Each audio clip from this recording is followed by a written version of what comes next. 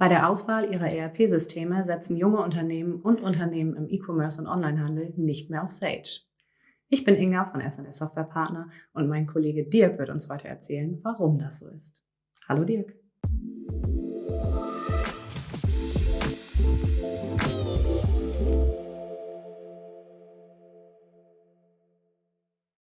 Ja, hallo Inga.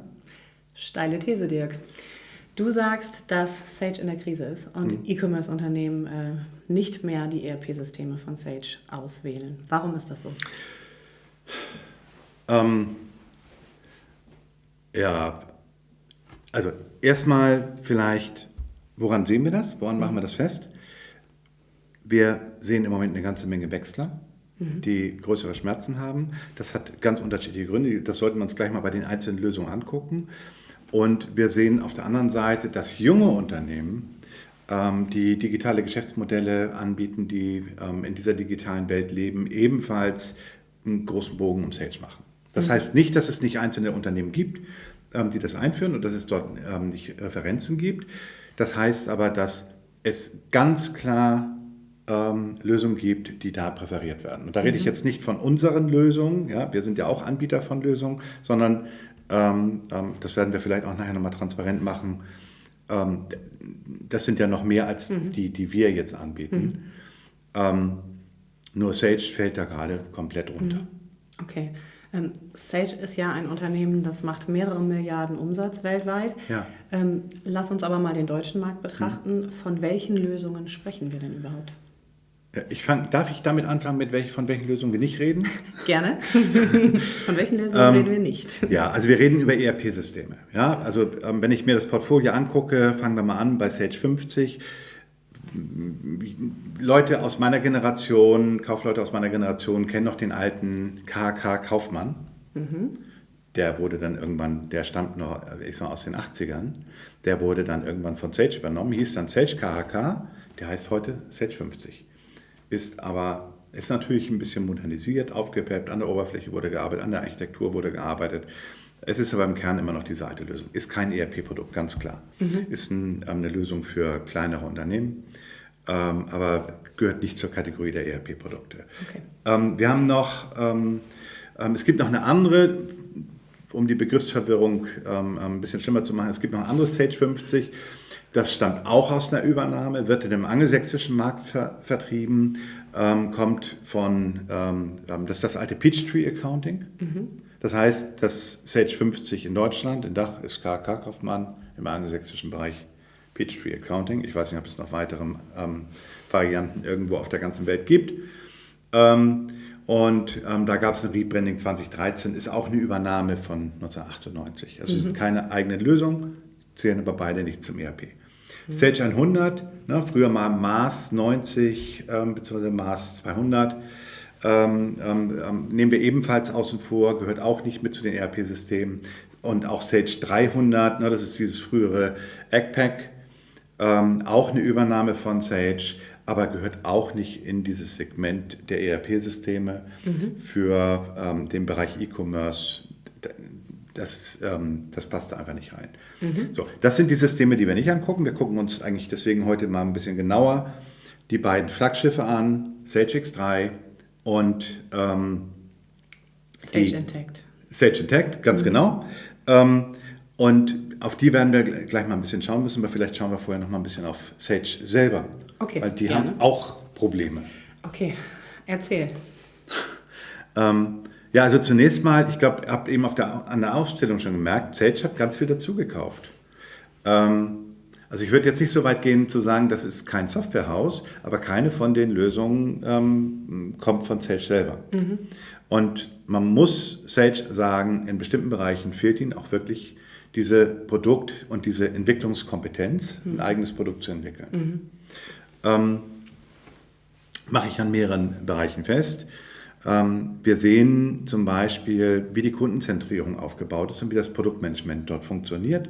Das ist sehr funktionsgetrieben, featuregetrieben. Man guckt sich nicht die Kundenprozesse an, man ist nicht customer-centric, Neudeutsch, sondern man versucht irgendwie im Wettbewerb bestimmte Features, die nachgefragt werden, dann noch abzubilden. Das ist kein Produktmanagement, wie man das heute macht. Und so entwickelt man auch nicht ein Produkt wirklich weiter, so dass es Kundenanforderungen entspricht.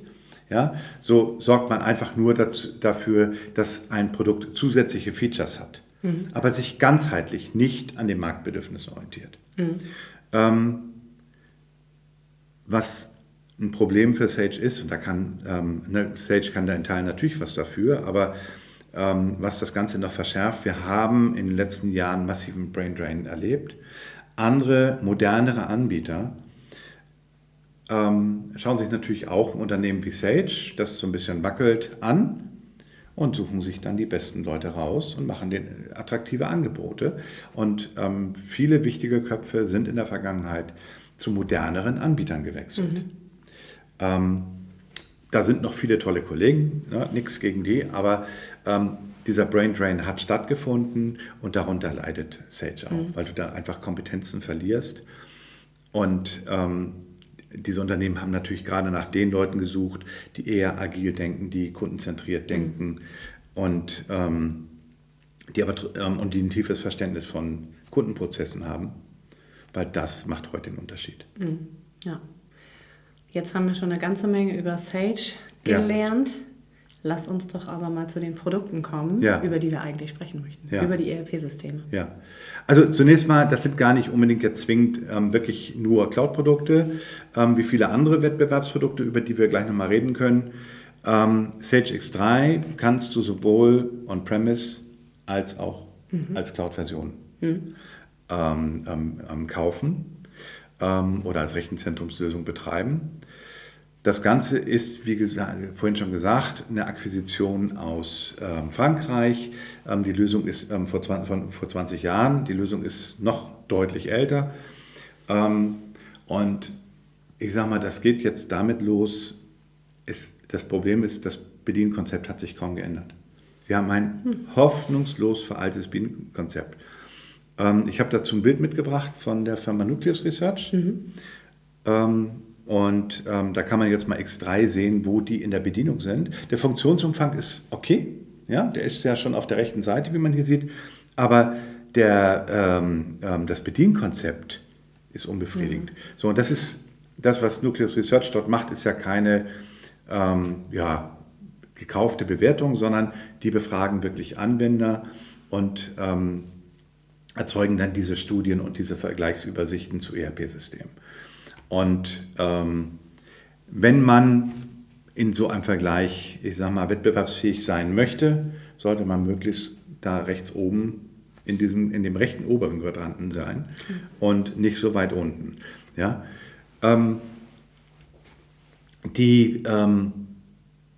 Das ist aber nur die Bedienung. X3 hat noch ein paar alte Probleme, die noch aus dieser alten Zeit stammen. Ja, wir haben dort eine Programmiersprache, die heißt heute Sage 4GL. Das ist auch sozusagen ein Erbstück damals aus dieser Akquisition. Das ist eine proprietäre Sprache, die auf 4GL basiert oder ein Dialekt. Es gibt ganz wenig Entwicklerwerkzeuge, es gibt ganz wenig Entwickler. Und du hast in X3 kein No-Code oder Low-Code, wie das heute moderne Systeme mitbringen. Das fehlt dann natürlich, kann ich mir vorstellen. Ja. So, ein weiterer Punkt ist ja einfach diese fehlende Flexibilität und Innovation. Also das Produkt wird nicht digitaler, wird nicht wirklich moderner. Da wird mehr Maske aufgelegt und Puder drüber gezogen, als dass wir wirklich echte Veränderungen erleben. Ja. Okay, soviel also zu Sage X3. Ja. Kommen wir zu Sage Intacct. Ja, also Intacct ist eigentlich eine Accounting-Lösung. Die anderen, also es wird häufig als ERP bezeichnet und auch teilweise verkauft. Das ist falsch. Intacct ist eigentlich eine Finanzbuchhaltung mit auch einigen anderen Funktionen rund um die Finanzbuchhaltung, aber Warenwirtschaft, E-Commerce-Konnektoren und so weiter, ein Kundenportal und viele andere Dinge, ein Produktmanagement-Informationssystem, diese ganzen Sachen, die muss ich dazu kaufen. Und das sind Drittlösungen, die kommen gar nicht von Sage. Das heißt, ich baue mir da so ein Puzzle zusammen, muss auch sicherstellen, dass die Lösungen alle zueinander passen, beziehe diese Lösung natürlich dann auch von einzelnen Softwarehäusern und und die favorisierte Lösung ist natürlich, dass man das alles aus einer Hand bekommt. Das ist heute auch die Erwartung. Ja, das stimmt. Und dass das wirklich harmonisch miteinander interagiert, dass es keine redundanten Datenhaushalte gibt und dass ich das von der Oberfläche voll integriert habe. Einige dieser Erweiterungen können das leisten, aber es sind natürlich proprietäre Erweiterungen und ich hänge dann eventuell von verschiedenen Dienstleistern ab, die zusammenspielen müssen. Und das Unternehmen, das so eine Lösung benutzt, ja, das jetzt zum Beispiel einen E-Commerce-Konnektor von dem einen benutzt und eine Warenwirtschaft von dem anderen und ein Produktmanagement-System von einem dritten, der sozusagen die eine Erweiterung für Sage erzeugt haben, für Intacct. Wenn das nicht richtig zusammen funktioniert, an wen spreche ich denn jetzt an? Ja? Schwierig. Der Kundensupport, der bei Sage nicht so besonders vorbildlich ist, wird mich an diese Partner verweisen, aber wer letztendlich vielleicht für das Problem verantwortlich ist, ich weiß es nicht. Ich kann es als Kunde nicht sagen. Ne? Und werde im Zweifel so ein bisschen hin und her geschoben. Ja. Also schon mal einige Themen, die gegen die beiden Produkte sprechen. Ja. Wenn wir so ein bisschen allgemeiner schauen. Ja, also Sage Intacct, ich würde es dann eher nicht als ERP bezeichnen, eher mit zum Beispiel Diamanti aus Bielefeld vergleichen. Vielleicht am besten kann man es festmachen, wenn wir jetzt junge Unternehmen oder E-Commerce-Unternehmen, deren Kriterien mal vielleicht angucken. Ja, sehr gerne. Lass uns das mal machen. Ja, also wonach schauen die? Also zunächst mal schreckt diese moderne Oberfläche ab. Also wenn wir jetzt ein Startup nehmen oder ein digitales Unternehmen, ja, die sagen, mir fehlen die Bibliotheken, mir fehlen die Entwickler. Ich arbeite eigentlich lieber mit Java oder JavaScript oder Python, ja, oder C# oder eben zum Beispiel vielleicht auch mit Ruby on Rails. Sind die bevorzugten Sprachen in dieser Welt, ja, der jungen Unternehmen, der Startups. Warum? Weil sie damit effizient und schnell Dinge anpassen können, entwickeln können. Und sie erwarten technisch auch moderne Schnittstellen. Ja? Und wenn sie nicht in der Lage sind, ihre Geschäftsprozesse über Schnittstellen zu erweitern, individuell anzupassen, einen hohen Automationsgrad zu implementieren,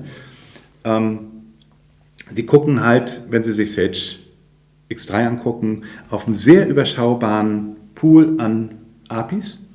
Ja, also X3 hat schon APIs, aber wenn ich das mit den leistungsstarken Sammlungen vergleiche von anderen Lösungen, dann hat auch Sage da an der Stelle schon verloren. Und das ist, ich sag mal, die gucken sich gar nicht das Bedienkonzept an. Also das schreckt vielleicht jetzt auch nochmal ab, aber für die sind einfach das zwei ganz zentrale Merkmale, warum die einen ganz großen Bogen um Sage X3 machen. Ja, verständlich. Okay. Was gibt es denn aber für alternative Lösungen? Also wo wandern die E-Commerce-Unternehmen und Startups, junge Unternehmen hin? Ja gut, wir haben in Deutschland jetzt irgendwie 400 ERP-Systeme irgendwo. Die will ich jetzt nicht alle aufzählen. Ich denke mal, wir gucken auf die leistungsfähigen und im E-Commerce dominanten, muss man auch sagen, Lösungen, die sich da durchgesetzt haben. Das ist natürlich auf jeden Fall allen voran, gerade bei größeren Unternehmen, Oracle NetSuite, Microsoft Dynamics 365. Ja, wir haben SAP Business One. Wir haben natürlich auch Ecomatica, also in Dach Haufe X360. Das sind Cloud-Lösungen, die eigentlich all das mitbringen, was du im E-Commerce brauchst. Was sich jetzt für dich ganz speziell eignet, das hängt von den individuellen Anforderungen ab, wie groß du bist, wie international du bist und eventuell, was du schon an anderen Lösungen im Haus hast. Ein bisschen eine Sonderling vielleicht als 5. aufzuzählen ist Odoo. Ja, wirbt immer mit diesem Open-Source-Ansatz. Es gibt eine Community Edition, die kann man dann mal testen, ist vielleicht für ganz kleine Unternehmen auch noch nutzbar. Normale Unternehmen, gerade wenn du im E-Commerce bist, reicht das hinten und vorne nicht. Dann musst du auf die Bezahlversion Und das ist dann halt eher, wird schnell teuer, es wird schnell eine Frickelei, also auch so ein Baukasten so mit Lösungen von unterschiedlichen Partnern. Die Benutzerfreundlichkeit lädt zunächst ein. Also wirklich, die haben eine tolle Oberfläche, ja, aber die haben schlechten Support, eine wirklich unzureichende Dokumentation. Also jede Erweiterung, die wir an unsere Kunden ausliefern, hat eine bessere Doku. Und es hat auch Probleme dann hinten raus bei E-Commerce-Unternehmen mit der Performance. Also deswegen würde ich die ein bisschen außen vor nehmen. Also die 4 führenden, NetSuite, Microsoft, SAP, Business One und Ecomatica, respektive Dach auf X360, basiert ja auf Ecomatica. Ja, alles klar. Ganz vielen lieben Dank für den Überblick. Ja. Lass uns nochmal ein kurzes Fazit ziehen. Wir hatten am Anfang die These, Sage in der Krise. Warum wechseln E-Commerce-Unternehmen? Ja, ganz einfach. Die beiden Flaggschiffe gehen an den Anforderungen dieser Unternehmen komplett vorbei. Ja? Das eine mit dem alten Bedienkonzept, das andere ist halt nur eine Accounting-Lösung. Da musst du da alles Mögliche ranpuzzeln. X3 ist veraltet. Ja? Intacct hat die nötigen Module nicht für den E-Commerce. Ja? Sage fehlt heute ein Cloud-Produkt. Und Sage ist nicht in der Lage, Stand heute, jedenfalls haben sie es noch nicht gezeigt, ein eigenes neues Produkt zu bauen. Ja? Ein geeignetes Produkt, was sie vielleicht akquirieren könnten, sehe ich im Moment noch nicht am Markt. Wird die Zeit zeigen, ob sie da eventuell was finden, um in Anführungsstrichen wieder zurückzukommen. Weil dieser Markt der jungen Unternehmen und der Startups und der Markt E-Commerce, der ist natürlich zentral, weil immer mehr Unternehmen gehen auch in digitale Geschäftsmodelle und dann drehen sie Sage den Rücken zu. Ja, weil diese digitalen Geschäftsmodelle mit Sage eben nicht mehr vernünftig abzubilden sind. Ja, dann kneift es an allen Ecken und Enden. Und wenn du so ein Produkt nicht hast, dann hast du da natürlich Probleme. Dann laufen dir die Leute weg, dir laufen die Kunden weg. Und dann da hilft dir nur sozusagen der Upsell, dass man neue Module verkauft. Und im unteren Bereich sind sie ja immer noch gut dabei. Aber im ERP-Geschäft, gerade bei den digitalen Unternehmen, ist Sage im Moment ganz klar eher, ich sag mal, wir sind ja jetzt gerade in der EM, ne, also so böse wie das ist, ja, eher Albanien, obwohl das so ein Gigant ist. Ja? Ich weiß gar nicht, ob Albanien schon raus ist oder nicht, müsste ich mal nachgucken. Aber das ist einfach krasser Außenseiter. Okay. Ganz vielen lieben Dank dir für den Überblick. Nichts gegen Albanien. Gut. Schönes Land. Ja.